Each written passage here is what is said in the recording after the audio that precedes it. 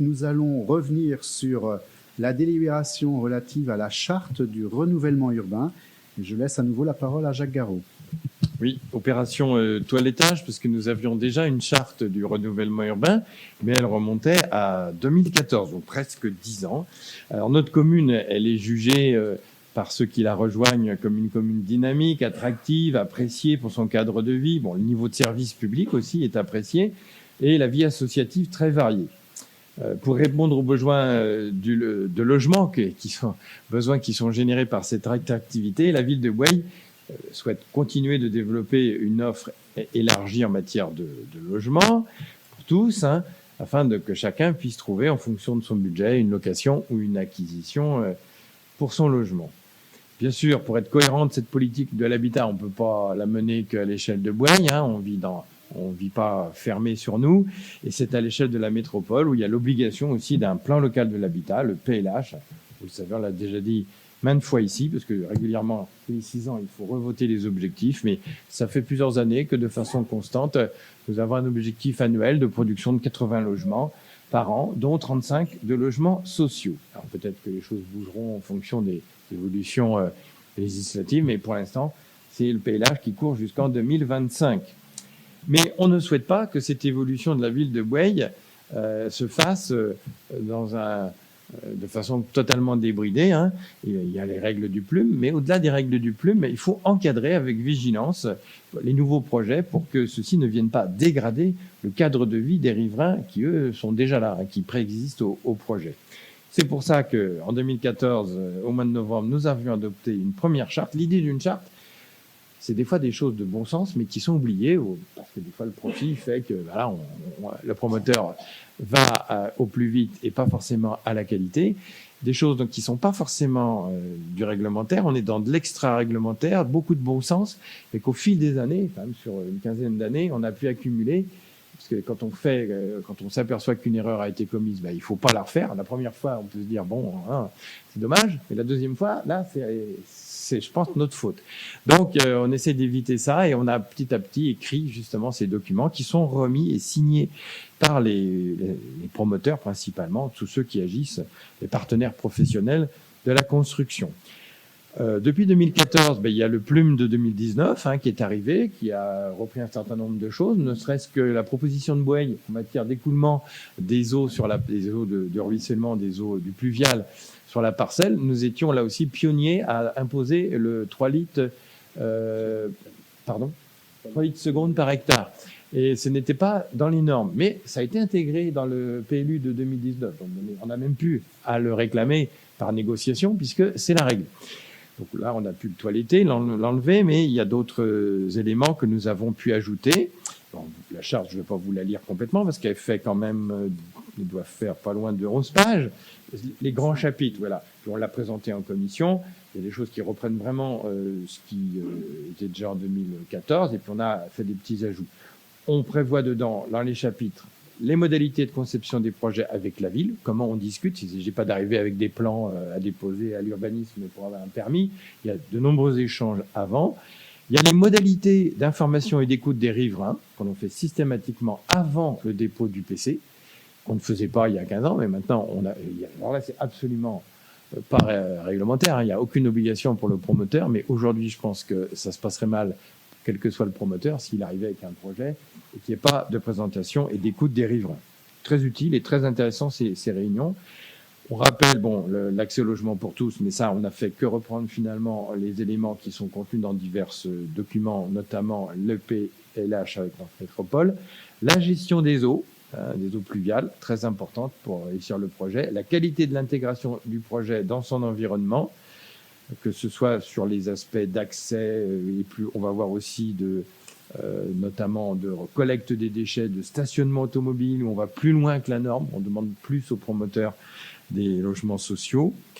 Nous avons même remarqué que parfois, sur l'espace privé, en limite de l'espace public, on gravillonne son allée, et les gravillons finissent, les personnes ne les balayent, bien sûr, quand ils sont sur l'espace public. Donc on va les limiter à 3 mètres avant l'espace public.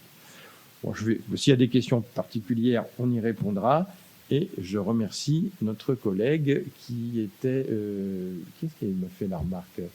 C'est Bernard qui a trouvé qu'au dernier mot, nous avions dérapé dans une petite faute d'orthographe et on l'a corrigé.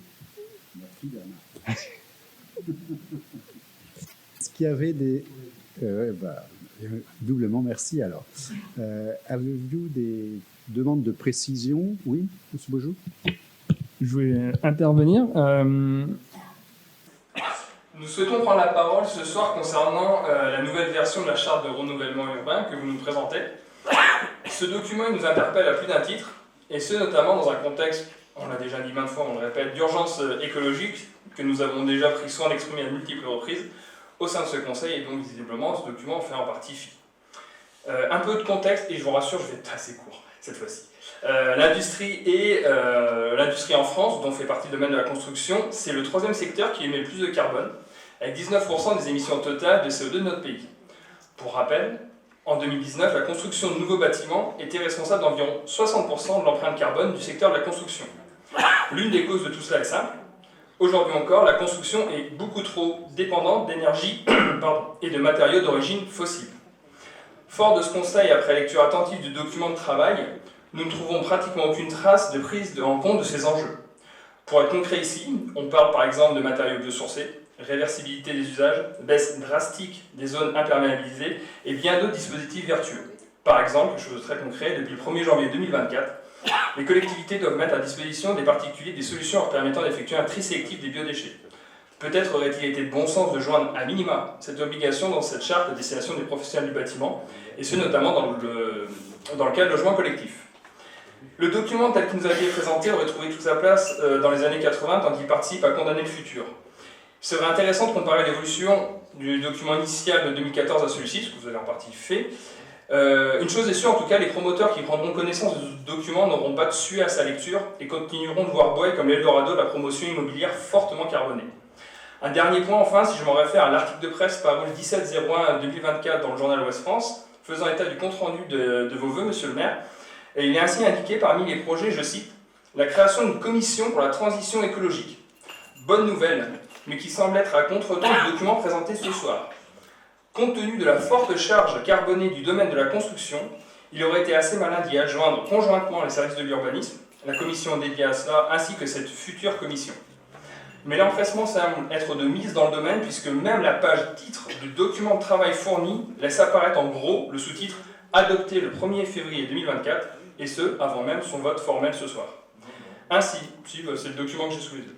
Je peux vous le montrer. Ainsi, nous demandons à ce que ce document puisse être mis de côté en l'état et bénéficier d'une instruction plus poussée dans les semaines et mois à venir via un travail conjoint de l'ensemble des acteurs engagés afin de produire une version qui préserve notre avenir et non le condamne. Je vous remercie. Moi, ce que j'ai eu en commission, il y a 3 petits points. Adoptez-le. Alors, moi, il y a écrit charte, etc. le 1er janvier, le 1er février, elle est présentée. Alors, peut-être que alors, c'est une initiative malheureuse. Je n'ai pas l'habitude de me défausser sur nos services, mais effectivement, les 3 petits points, pour moi, ils sont importants. Je suis alors là en phase avec vous. Alors, après, par contre, sur l'intervention, c'est ce que j'appelle, excusez-moi, une intervention de posture. Parce que il y a à deux reprises, je me suis demandé si vous aviez lu vraiment le document. Je vais vous donner 2 exemples très concrets, parce que vous nous interpellez sur des choses précises. Alors, réponse précise, le compostage collectif de la loi de 2020 qui s'applique à partir du 1er janvier de cette année. La réponse est à la page 10, chapitre 5.3, le traitement des déchets. Et juste à la fin, on a rajouté cette phrase, précisément, puisqu'avec Mme Rattez en commission, nous l'avions bien identifié, une zone de compostage collectif doit être prévu au sein du projet selon la loi 2020, etc., du 10 février 2020, relative à la lutte contre les gaspillage de l'économie circulaire. Donc là... Attendez, on va poursuivre. D'accord ? Ok. Donc ça y est. Après, sur les aspects environnementaux, il y a des éléments, notamment en ce qui concerne la présence végétale, c'est la page 9, sur le chapitre « La nature en ville », on reprend des éléments. Le CBS, c'est donc je suis en train de chercher le coefficient de biotope par surface, ouais. Le barème de valeur des arbres, donc il sera encore question dans le cadre de la modification du plume en cours. La création d'espaces de ressourcement est obligatoire pour un projet collectif aujourd'hui, on le demande. Les règles de compensation et de plantation, nos services sont très vigilants à ce que tout ceci figure bien. Et la création d'aires de stationnement paysager. Savez-vous que dans la modification du plume, qui est en cours, qui va déboucher là, quand on aura la création de 4 places de parking en aérien, on devra obligatoirement avoir une plantation d'un arbre significatif, pas d'un bonsaï. On parle vraiment d'arbres qui génèrent de la canopée et qui peuvent justement contrarier l'effet de chaleur de ce stationnement aérien. Donc il ne me semble pas qu'on soit à défaut. Après, à travers votre intervention, est-ce que c'est pas toujours la même chose de dire est-ce qu'à Boueil, on va pas trop, etc. On fait notre part avec 80 logements neufs par an. Il y a de la demande. Vous savez qu'en France, il y a 300 000 personnes qui sont à la rue, qui n'ont pas de logement, et 300 000 en France. Et c'est un phénomène qui s'est aggravé ces 10 dernières années. Donc il faut que chaque commune fasse sa part. On progresse en termes de logements sociaux. Vous voyez qu'on n'en fait pas l'alpha et l'oméga, mais on est quand même aujourd'hui à plus de 14%. Donc il faut continuer les efforts. On peut permettre, oui, bien sûr, je vous en prie. Alors, bien évidemment, je le répète, amende honorable sur les compostages, effectivement, ça m'avait complètement échappé, donc merci, en tout cas que ça soit présent. En fait, sur ce document, déjà, le débat ne passe pas du tout sur les logements sociaux ou quoi que ce soit, c'est vraiment sur la philosophie par rapport à cette charte. Et aussi, c'est le côté où, finalement, en fait, on lit ça, les promoteurs lisent ça, et s'ils ne le respectent pas, quid, finalement. C'est-à-dire que, voilà, c'est des belles intentions, mais derrière, qu'est-ce qui est coercitif, ou en tout cas, comment est-ce qu'on peut aussi contraindre davantage, parce qu'il y a une nécessité quand même de le faire. Je pense que ce constat-là, il est quand même partagé. On ne peut pas refaire les choses comme on les a fait pendant des décennies. Alors... Il faut voir. Donc, dans vos réflexions, effectivement, il faut aussi regarder à différentes échelles, parce que ce que vous évoquez, c'est les normes de construction sur les matériaux biosourcés, effectivement. On a quand même besoin de produire des logements. Il faut effectivement que ces logements soient le plus décarbonés, et ça progresse. Alors après, on peut pousser les curseurs, mais à un moment donné, le coût de la construction, il faut suivre. Les constructeurs ont fait beaucoup d'efforts dans les normalisations. Il y a encore des progrès à faire. Mais le plus important, lorsqu'on regarde les problématiques du logement, c'est il faut lier ça avec la mobilité. Si vous n'avez pas effectivement de construction de logements ici à Boueil, eh bien, les familles, elles vont aller au Pays de Ré et vont se déplacer. Et donc, le déplacement, c'est aussi, vous le savez, une des principales sources d'émissions de CO2. Donc, il ne faut pas raisonner de manière sectorielle. Deuxième élément, la meilleure construction qui préserve la biodiversité, parce que vous parlez de réchauffement climatique, mais il y a aussi des enjeux de biodiversité, c'est celle qui ne consomme pas les terres agricoles et naturelles de notre commune. Donc effectivement, c'est bien pour ça qu'on a mis la charte du renouvellement urbain.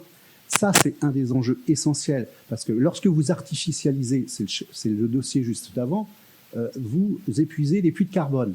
Donc il faut raisonner globalement. Moi, je crois qu'il faut quand même avoir cette vision globale. Pour autant, je suis d'accord avec vous, nous aurions pu introduire des normes, mais elles sont déjà réglementaires, elles s'imposent aux constructeurs, il faut progresser.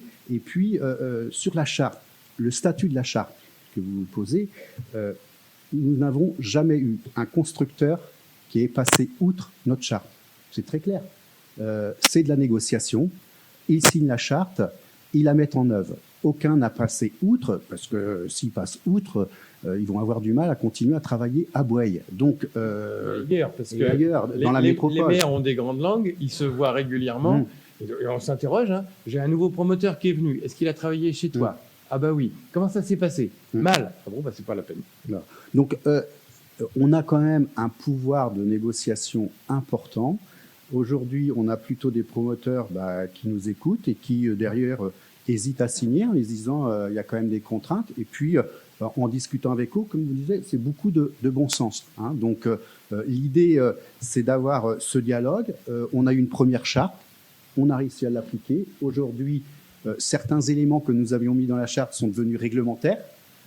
Et puis, nous avons rajouté d'autres éléments. Par exemple, dans les dispositions du plan guide Cœur de Ville, Cœur de Bourg. l'urbanisme, l'atelier l'eau, nous avait préconisé de prévoir une bande végétalisée entre le domaine public. Eh bien, ça aussi, ça a été intégré dans notre charte. Il n'y a rien d'obligatoire, mais on l'intègre comme une négociation. C'est la même chose quand on dit au promoteur, vous devez refaire le trottoir devant vous parce que avec le chantier, il n'y a aucune obligation. C'est fait. Il n'y en a aucun qui est passé outre ces dispositions. Donc aujourd'hui, un promoteur qui s'engage, eh bien, il réalise, c'est contractuel, et ça nous permet aujourd'hui d'avoir un dialogue sécurisé et qu'on n'est pas obligé à chaque fois d'exiger aux promoteurs des choses puisqu'ils l'ont signé. Et en général, ça se passe forcément bien. Mais vous avez raison, hein, il n'y a rien de... C'est pas réglementaire, c'est pour ça qu'on appelle ça une charte. Hein. Non, une fois, mais ils n'ont aucun intérêt à le faire. Aucun intérêt, Monsieur Bougeot, je peux vous l'assurer. Notamment au projet de nouvelle école, vous, c'est vrai que il y avait eu des projections sur des matériaux biosourcés, etc. C'est vrai que ça aurait été intéressant que, par exemple, cet élément-là puisse entrer notamment dans la charte. Alors, c'est sans exigence, forcément, parce que j'entends bien le côté du coût, etc., que ça va faire augmenter les coûts, mais une incitation plus forte, peut-être, sur des éléments. Je sais bien qu'on peut toujours faire mieux, qu'on peut toujours faire différemment, mais voilà, c'était notamment un des éléments que je trouvais qui était particulièrement manquant, compte tenu notamment des derniers projets, et je pense notamment à l'école, où vous aviez notamment largement insisté sur ce sujet-là. Comment dire ? Il faut qu'on apprenne à travailler ensemble. Parce que là, je vous entends, je ne suis pas en désaccord avec vous, mais quelque part, c'est en commission qu'il faut faire remonter, qu'on ait le temps de corriger. Parce que là, je veux bien en direct corriger, mais voilà. Parce que l'idée des commissions, c'est d'essayer de rapprocher les points de vue, de les enrichir. Non. Non, mais vous avez des collègues. Des collègues, vous parlez avec vos collègues. Et puis vous m'envoyez un message, et puis on s'arrange. Enfin, les matériaux biosourcés, non. Oui, mais ce qu'il faudrait rajouter, là, si j'entends bien, c'est une incitation à l'usage des matériaux biosourcés, c'est à quoi on est favorable, hein, il n'y a pas de problème, on aurait pu le rajouter, et ça par contre, ça n'a pas été évoqué, hein, moi je le découvre là, mais... L'échange, le profite aussi pour échanger le droit du pétrole, là. Non, mais le conseil est un lieu d'échange, c'est ça que n'étant pas dans la commission, je me permets d'échanger avec vous. Je veux bien qu'on ça. Bon, voilà.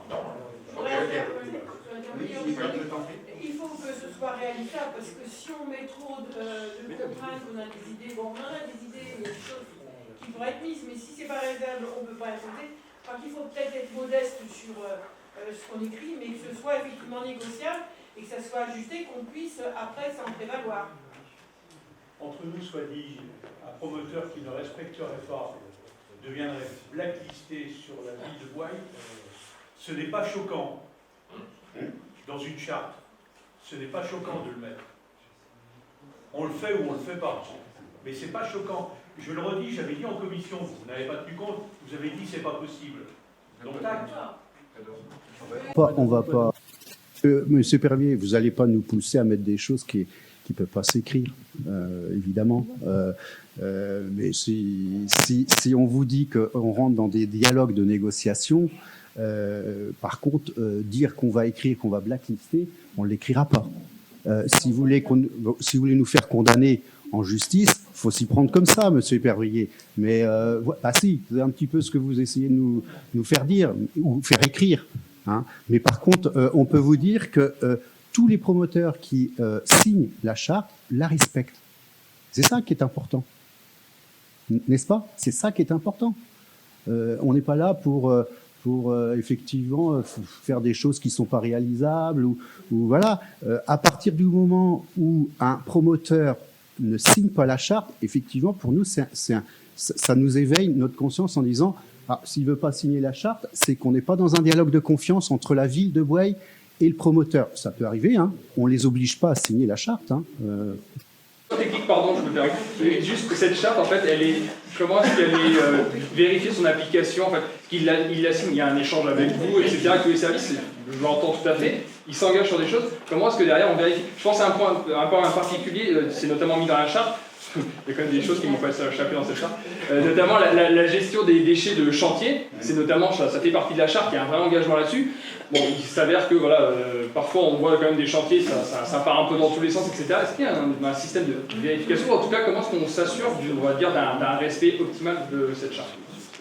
Alors, c'est souvent en s'appuyant sur nos services. D'une part, il y a, au moment où les plans sont présentés, il y a un certain nombre de choses qu'on va retrouver ou pas sur les plans, et c'est quand on ne les retrouve pas qu'à ce moment-là, on recommence le dialogue avec le promoteur en lui rappelant bien nos attentes et ses engagements. Sur la phase de chantier, on a plutôt eu, ça a été évoqué en commission, la question même de débordement au-delà du chantier, quand il y a la période, vous savez, au débarrage des fondations, on a des camions, il pleut et on a de la boue sur la chaussée qui peut produire des risques. Monsieur Épervier était intervenu sur ça, donc j'ai vérifié auprès de la police. Effectivement, on a eu quelques cas comme ça. C'est la police municipale qui intervient, pour le moment on le voit, et dans les 48 heures, ça doit être nettoyé. On n'a pas eu trop de soucis pour faire respecter cette... parce qu'il y a la responsabilité juridique en cas d'accident du promoteur va être mis, enfin, ou de l'entreprise qui construit va être mis en jeu, et il ne traîne pas. Après, sur la gestion du chantier, il faut regarder des choses particulières. Ce qu'on a institué, c'est un numéro chantier, c'est-à-dire un interlocuteur unique. Parce que par moment, avec les promoteurs, vous avez différents... et on l'a vu par un moment, notamment, tu évoquais lorsqu'il y avait des traces de boue par les camions, mais il y a aussi, vous savez, un chantier doit être clôturé pour être sécurisé, pour que le public ne pénètre pas. Et lorsqu'il y a des vents, par moment, les palissades tombaient, et des fois, ça tombait le week-end où il n'y a plus personne. Donc depuis, on avait institué un référent chantier pour que la commune et l'élu d'astreinte puissent appeler 24 heures sur 24, 7 jours sur 7, un référent chantier pour pouvoir intervenir, éventuellement des déchets qui volent ou éventuellement des salissures sur la route pour intervenir. Ça, c'est dans la charte. C'était pas prévu avant. Donc, on a ce type d'engagement. C'est pas grand-chose, mais ça permet de faciliter énormément le dialogue entre nos services, éventuellement les élus, lorsqu'on est dans des situations d'urgence, et le promoteur. Donc, c'est des choses de bon sens, finalement, qui coûtent rien, hein, mais qui permet quand même, par l'expérience qu'on a eue, des situations où on s'est retrouvé tout seul avec des palissades mis à bas par le vent, parce qu'elles prenaient le vent, et on s'est retrouvé à se dire comment on peut joindre le promoteur. Le promoteur, c'est le commercial, mais c'est pas lui qui est sur le terrain après. Hein. Donc, c'est ça qui a permis d'instituer ce type de choses. Les déchets, vous avez raison, on a constaté parfois que le chantier... il y a des constructeurs, c'est plus ou moins propre, comme on dit. D'autres, voilà, ce qui nous permet d'intervenir et de faire agir notre police municipale pour faire respecter le respect. C'est quand même plus compliqué pour un promoteur de dire le déchet alors qu'il a signé une charte. Et ça, c'est important en termes d'engagement. Vous avez signé une charte, vous nous avez indiqué que vous tenez compte, etc. En général, quand même, ils tiennent à respecter ce qu'ils ont signé. Après... on est tous dans des engagements. Après, comme on dit, il peut y avoir des promoteurs qui ne respectent pas les choses. Là, à ce moment-là, effectivement, il ne fait pas long feu sur la métropole. Et il n'a aucun intérêt à faire ça. Je peux vous le assurer. Un exemple concret. Oui. Un exemple concret, pour ne pas nommer le groupe Lexam, il avait pris toute l'emprise des 2 trottoirs, rappelez-vous. Et bien donc, suite à ça, moi, je suis allée le voir parce que ce n'était pas ce qui était signé, ce n'est pas ce qui était marqué. Franchement, après, il l'a appliqué, hein, je lui ai redit. Il a fait un retrait de mise en sécurité en tous les cas, parce que le trottoir étant trop étroit de l'autre côté nord. Et donc, il a retiré sa palissade. Il avait bien indiqué après la traversée de la route. Mais évidemment, ils essaient, mais on va aller voir, ça se fait. Et là, sans problème, ils sont revenus dans les clous, sans souci. Hein. Oui, bien sûr. Mais c'est notre rôle d'être vigilant en tant qu'élu. Et ils ont appliqué, en tous les cas, cette vigilance. Bien, après ces échanges sur ce dossier de la charte du renouvellement urbain version 2, finalement. Ah oui, 10 ans après. Comme le schéma cyclable, nous avons actualisé cette charte. Je vous propose de le mettre au vote. Est-ce qu'il y a des votes contre? Alors, 1, 3, 4, 5, 6. Des votes... Abstention, pardon, déjà, et puis vote pour. Voilà. N'oubliez pas de Il y en lever a vos qui ont- deux mains il y en a pour qui ceux ont, qui ont des pouvoirs. pouvoirs. Voilà, Merci. 23 et 6. Merci.